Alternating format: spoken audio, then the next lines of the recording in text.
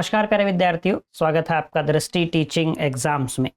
आज हम लोग शिक्षण अभिवृत्ति के ही एक महत्वपूर्ण बिंदु को लेकर बात करेंगे, जिसको हम कहते हैं शिक्षक मूल्यांकन।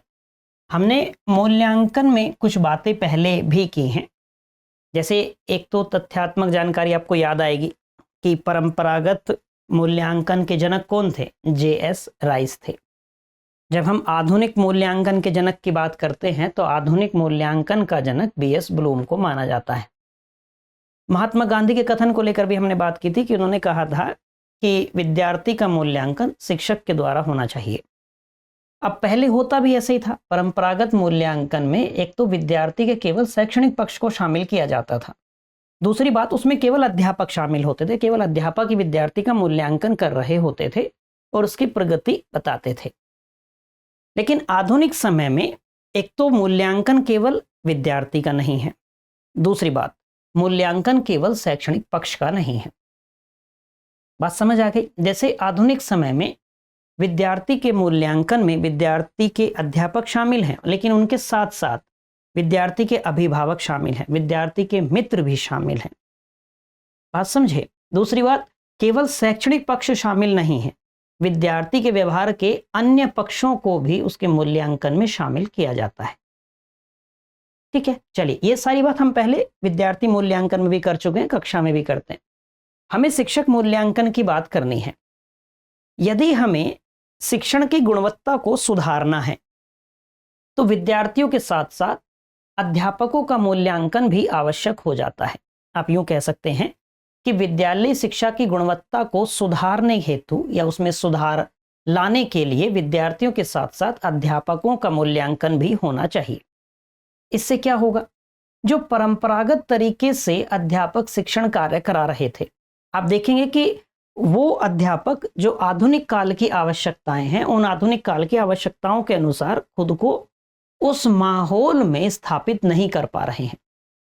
जब अध्यापकों का मूल्यांकन होगा तो वो जो सुधार के क्षेत्र हैं वो समझ में आ पाएंगे।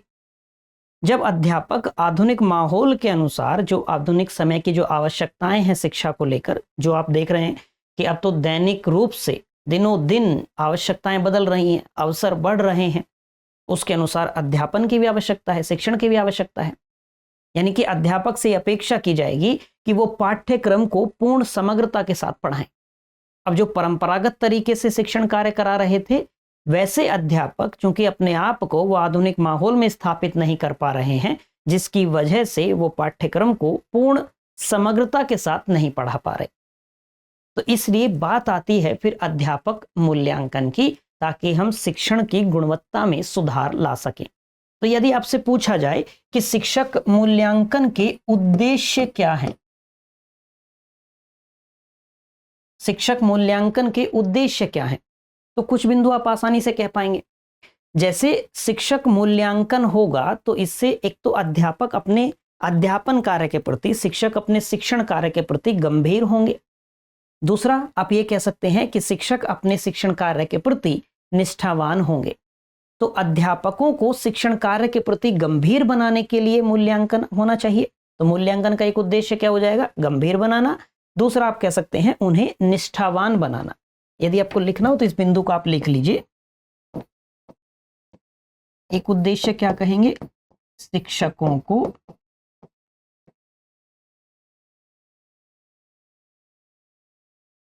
शिक्षण कार्य के प्रति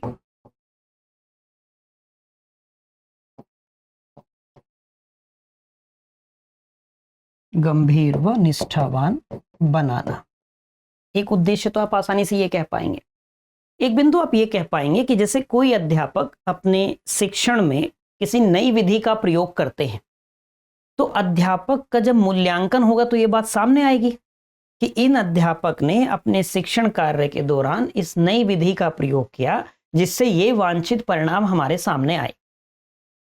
अब जिस विधि से पहले अध्यापन हो रहा था, यदि उसमें संशोधन की आवश्यकता होगी तो वो संशोधन की आवश्यकता सामने आ जाएगी। आप समझे? तो अध्यापकों को नई विधियों का या आप कहिए नए प्रयोग करने के लिए प्रोत्साहित करना भी इसका एक उद्देश्य हो जाएगा। दूसरा उद्देश्य क्या लिख सकते हैं? शिक्षकों द्वारा प्रयुक्त नई विधियों व प्रयोगों को प्रोत्साहन देना।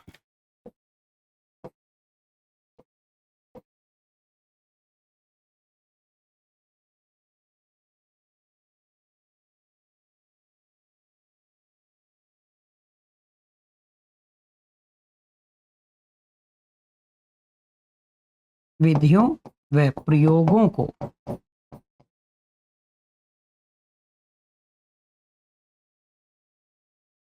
प्रोत्साहन देना, कह पाएंगे आसानी से। अब जो शिक्षण के क्षेत्र हैं ऐसे जिनमें सुधार होना आवश्यक है, या आप ये कह लीजिए कि शिक्षण के जो सुधार क्षेत्र हैं उनका विस्तार करना है, तो ये सारी चीजें पता कहाँ से चलेंगी? जैसे विद्यार्थी का मूल्यांकन होता है तो उससे ये पता चलता है कि विद्यार्थी को किन क्षेत्र में सुधार करने की आवश्यकता है। वो परीक्षा में जाने से पहले किन क्षेत्रों में सुधार कर ले तो वो बेहतर प्रदर्शन कर सकता है। ठीक है, ऐसा ही अध्यापक के संदर्भ में भी है। यदि हम अध्यापक का मूल्यांकन कर रहे हैं तो इससे क्या पता चल जाएगा कि शिक्षक के गुण, भाई उसमें किन किन क्षेत्रों में सुधार करना है, उसके गुणों में सुधार करना है, तो उन सुधार क्षेत्रों का पता करना। और दूसरा आप ये कह सकते हैं कि उन सुधार क्षेत्रों को और विस्तृत करना। अब ये शिक्षक के गुण में भी हो सकता है, ये शिक्षण के तरीकों में भी हो सकता है। तो जो हमने विधियों की बात कर ली, प्रयोगों की बात कर ली, तो अब शिक्षक के गुणों के बारे में कह सकते हैं। एक उद्देश्य क्या हो जाएगा कि शिक्षकों के गुणों में सुधार क्षेत्रों को और विस्तृत करना।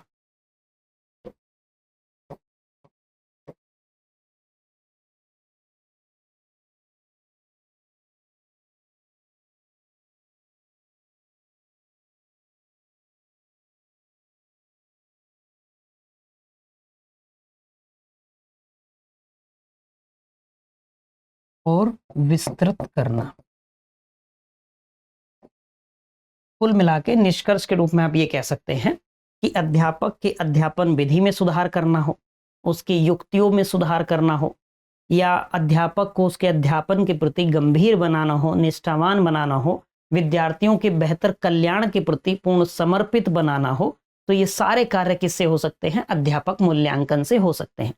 विद्यार्थियों का मूल्यांकन हो रहा है, अध्यापकों का मूल्यांकन नहीं हो रहा, तो अध्यापक बेहतर अध्यापन करा पा रहे हैं या नहीं, इसके लिए अध्यापक का मूल्यांकन भी तो होना चाहिए।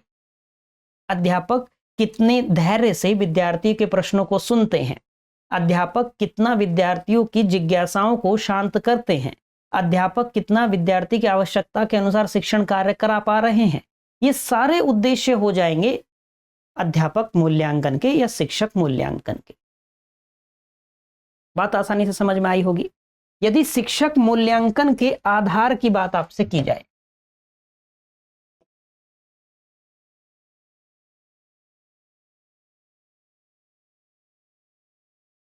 भाई किन आधार पर हम शिक्षक का मूल्यांकन करते हैं, अध्यापक का मूल्यांकन कर सकते हैं, ऐसे कौन से आधार होंगे? जैसे विद्यार्थी का करते हैं तो उसकी शैक्षणिक प्रगति के आधार पर बात कर लेते हैं। अध्यापक का कैसे होगा? तो हम कह सकते हैं अध्यापक का मूल्यांकन इस आधार पर कर सकते हैं कि अध्यापक ने जिन विद्यार्थियों को पढ़ाया है, अध्यापक ने जिन विद्यार्थियों को शिक्षित किया है, उन विद्यार्थियों का परीक्षा में प्रदर्शन कैसा है, उन विद्यार्थियों का परीक्षा फल कैसा है। तो एक आधार क्या हो जाएगा? जो प्रमुख आधार होता है वो क्या होगा?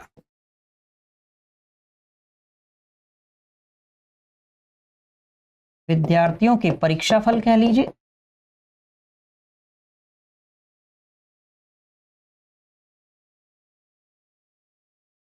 विद्यार्थियों के परीक्षा फल के आधार पर अध्यापक स्वयं भी अपना मूल्यांकन कर सकते हैं, लेकिन वो कितना तटस्थ होगा ये कहना मुश्किल हो जाएगा।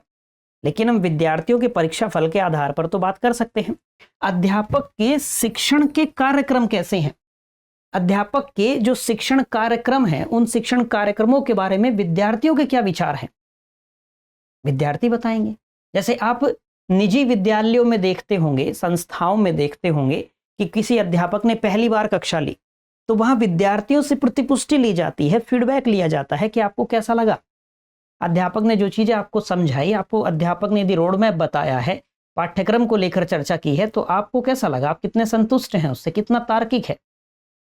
यानी कि विद्यार्थियों द्वारा अध्यापक के कार्यक्रम के आधार पर भी, अध्यापक के जो शिक्षण कार्यक्रम हैं उनके आधार पर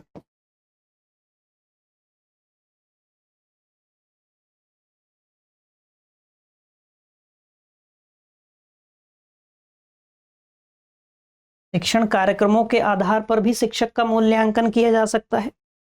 फिर विद्यार्थी शामिल हो गए, हम कह लें साथी जो शिक्षक हैं, जो साथ में विद्यालय में पढ़ाने वाले शिक्षक हैं, उनके द्वारा भी अध्यापक का मूल्यांकन हो सकता है। आप कहें साथी शिक्षकों द्वारा,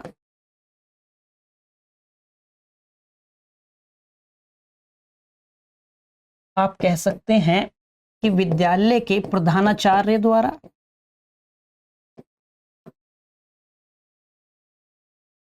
प्रधानाचार्य द्वारा भी अध्यापक का मूल्यांकन हो सकता है। यदि जब बाहर से निरीक्षक आते हैं, उन निरीक्षकों के द्वारा भी,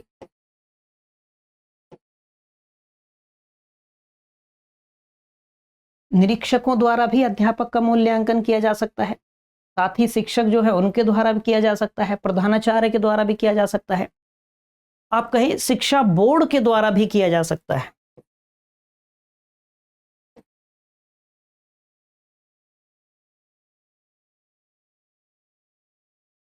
शिक्षा बोर्ड के द्वारा, यानी कि शिक्षा बोर्ड एक आधार हो सकता है अध्यापक के मूल्यांकन का, और एक अंतिम आधार ये कह सकते हैं उस समुदाय द्वारा, जिस समुदाय के विद्यार्थियों को अध्यापक पढ़ा रहे हैं, वो समुदाय कितना संतुष्ट है, उस समुदाय को अपने विद्यार्थियों के, अपने बालकों के, अपने संतानों के व्यवहार में जो परिवर्तन दिखाई देते हैं, क्योंकि शिक्षा व्यवहार में परिवर्तन लाती है, स्थायी परिवर्तन या अस्थायी परिवर्तन। आप कहेंगे शिक्षा हमारे व्यवहार में स्थायी परिवर्तन लाती है। उन परिवर्तनों को कौन चिन्हित कर पाएंगे सबसे आसानी से? तो जो विद्यार्थी के, उस बालक के अभिभावक हैं, वो आसानी से चिन्हित कर पाएंगे। तो आप ये कह सकते हैं कि एक उस समुदाय द्वारा भी अध्यापक का मूल्यांकन क्रम निर्धारण हो सकता है। तो समुदाय द्वारा आप कह सकते हैं।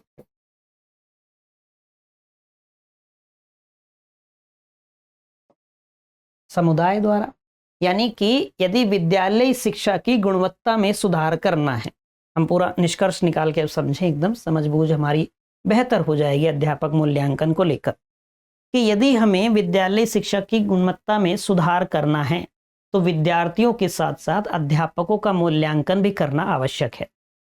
विद्यार्थियों के साथ साथ अध्यापक का मूल्यांकन भी होना चाहिए। जो परंपरागत तरीके से शिक्षण कार्य करा रहे थे, आपने ये चीज देखी होगी कोरोना के समय में। कोरोना के समय में ऐसे अध्यापकों को बड़ी चुनौतियों का सामना करना पड़ा था। आपने कुछ वीडियोस देखे होंगे सोशल मीडिया प्लेटफॉर्म पे कि अध्यापक पूछ रहे हैं कि ये कार्य कैसे होगा, और विद्यार्थी तो चंचल होते ही हैं। विद्यार्थी तो से कह रहे हैं सर Alt F4 दबा दीजिए, और सर ने दबा दिया, Alt F4 की प्रेस कर दी। Alt F4 करते ही सारा सिस्टम बंद, क्लास बंद हो गई। विद्यार्थी को तो लगा चलो क्लास खत्म हो गई, क्लास बंद हो गई। ऐसी वीडियोस आपने देखी होंगी। अध्यापक बोल रहे हैं, उनकी आवाज आ रही है, लेकिन विद्यार्थी कह रहे सर सुना ही नहीं दे रहा, क्योंकि अध्यापक ये देखना नहीं जानते कि कैसे हम ये देख सकते हैं कि आवाज जा रही होगी या नहीं। अपने सिस्टम में तो देख सकते हैं ना कि सारी चीजें सुचारू रूप से काम कर रही है, तो निश्चित ही आवाज तो जा ही रही होगी। बात समझ आ गई यहां तक की? तो वो जो परंपरागत तरीके से अध्यापक शिक्षण कार्य कर रहे थे, अध्यापन कार्य कर रहे थे, उन्हें इन बदली हुई परिस्थितियों में उस आधुनिक आवश्यकता के अनुसार खुद को ढालने में मुश्किल हो रही थी। तो ऐसे अध्यापक जो परंपरागत तरीके से शिक्षण कार्य करा रहे थे, वो इस आधुनिक समय की आवश्यकताओं के अनुसार खुद को ढाल पाए हैं या नहीं, अपने शिक्षण में परिवर्तन कर पाए हैं या नहीं, उन्होंने अपने शिक्षण में संशोधन किया है या नहीं, अपने शिक्षण विधि में, अपनी शिक्षण सामग्री में संशोधन किया है या नहीं, इसका पता किससे चलेगा? मूल्यांकन से पता चलेगा। इस मूल्यांकन से क्या होगा कि शिक्षक बेहतर शिक्षण करने के लिए प्रेरित भी होंगे। उन्हें उन क्षेत्रों के बारे में पता चल जाएगा कि हमें अपने कौन से क्षेत्रों में सुधार करना चाहिए, या हमारे कौन से ऐसे क्षेत्र हैं जहां हम सुधार कर सकते हैं, जहां सुधार की गुंजाइश है। बात समझ आ गई? तो शिक्षक मूल्यांकन के उद्देश्य हम बहुत सारे समझ सकते हैं, लेकिन कुछ बिंदु हमने समझे कि हमें अध्यापक को उनके अध्यापन कार्य के प्रति गंभीर बनाने के लिए, क्योंकि मूल्यांकन यदि होगा यदि मूल्यांकन होगा तो जैसे विद्यार्थियों का मूल्यांकन होता है तो उनकी प्रगति का पता चलता है, ऐसे ही जब अध्यापक का मूल्यांकन होगा, बाकी सभी अध्यापकों का मूल्यांकन होगा तो उनकी भी प्रगति का पता चलेगा कि भाई यदि आपसे पढ़कर विद्यार्थी बेहतर प्रदर्शन कर रहे हैं, यानी कि आपकी विधियां उत्तम होंगी, आपकी युक्तियां अच्छी होंगी, आप नए प्रयोग कर रहे होंगे विद्यार्थी, तभी तो वास्तविक अधिगम कर पा रहे हैं। और जब विद्यार्थी वास्तविक अधिगम कर पा रहे हैं तभी तो वो बेहतर प्रदर्शन कर पा रहे हैं। तो अध्यापक अपने अध्यापन के प्रति गंभीर होंगे, अपने अध्यापन के प्रति निष्ठावान होंगे, विद्यार्थियों की सफलता के प्रति वो आपका ये प्रतिबद्धता एक दिखाई देगी। बात समझ आ गई? एक हम कह सकते हैं कि विद्यार्थी को समझाने के लिए यदि अध्यापक को किसी विधि में सुधार करना हो और उस सुधार करने के बाद में बेहतर परिणाम प्राप्त हो, या विद्यार्थियों को समझाने के लिए अध्यापक नई विधियों का प्रयोग कर रहे हों, नए नए प्रयोग कक्षा में करके अध्यापक विद्यार्थियों को समझा रहे हों और परिणाम बेहतर आ रहा हो, तो ये भी मूल्यांकन से पता चलेगा कि भाई ये अध्यापक ये नए प्रयोग कर रहे थे, उससे हमें बेहतर परिणाम प्राप्त हुए हैं। तो अध्यापक और प्रोत्साहित होंगे और नए तरीके खोजने के लिए प्रोत्साहित होंगे, मोटिवेट होंगे। बात समझे? हम ये कह सकते हैं कि अध्यापकों को ये पता चलेगा कि हमें किन क्षेत्रों में सुधार करना है। बिंदु स्पष्ट हुआ? शिक्षक मूल्यांकन के आधार क्या क्या हो सकते हैं? जैसे एक तो अध्यापक यदि तटस्थ हैं पूर्ण तरीके से तो वो स्वयं क्रम निर्धारण कर सकते हैं। दूसरा, अध्यापक ने जिन विद्यार्थियों को पढ़ाया है उन विद्यार्थियों का परिणाम कैसा है, उनका परीक्षा में प्रदर्शन कैसा है, उन परीक्षा फल के आधार पर, उन परीक्षा के परिणामों के आधार पर भी अध्यापक का क्रम निर्धारण हो सकता है। फिर जो विद्यार्थी हैं वो भी कर सकते हैं अध्यापक के कार्यक्रमों को लेकर, शिक्षक के कार्यक्रमों के आधार पर। जो साथी शिक्षक हैं वो साथी शिक्षक भी अध्यापक का मूल्यांकन क्रम निर्धारण कर सकते हैं, प्रधानाचार्य भी कर सकते हैं, निरीक्षक जो आते हैं वो भी कर सकते हैं, शिक्षा बोर्ड द्वारा भी मूल्यांकन क्रम निर्धारण हो सकता है और समुदाय द्वारा भी मूल्यांकन क्रम निर्धारण हो सकता है। बात समझ आ गई? तो शिक्षण को बेहतर बनाने के लिए, गुणवत्तापूर्ण बनाने के लिए अध्यापक मूल्यांकन होना चाहिए। बात समझ आ गई? ये बिंदु आपको ध्यान रखना है कि परंपरागत मूल्यांकन के जनक कौन थे? J.S. राइस। आधुनिक मूल्यांकन के जनक कौन है, कौन माने जाते हैं? B.S. ब्लूम। ठीक है, शिक्षण अभिव्यक्ति पढ़ते समय कई बार जिक्र आएगा B.S. ब्लूम का। चलिए, मैं उम्मीद करता हूं कि आज की ये चर्चा आपके लिए ज्ञानवर्धक रही होगी, रुचिकर रही होगी, कुछ नया तो आपने आज भी सीखा ही होगा। आज के लिए इतना ही रखते हैं, मिलते हैं आपसे किसी अगली क्लास में किसी अगले बिंदु के साथ। Till then bye bye, have a nice day.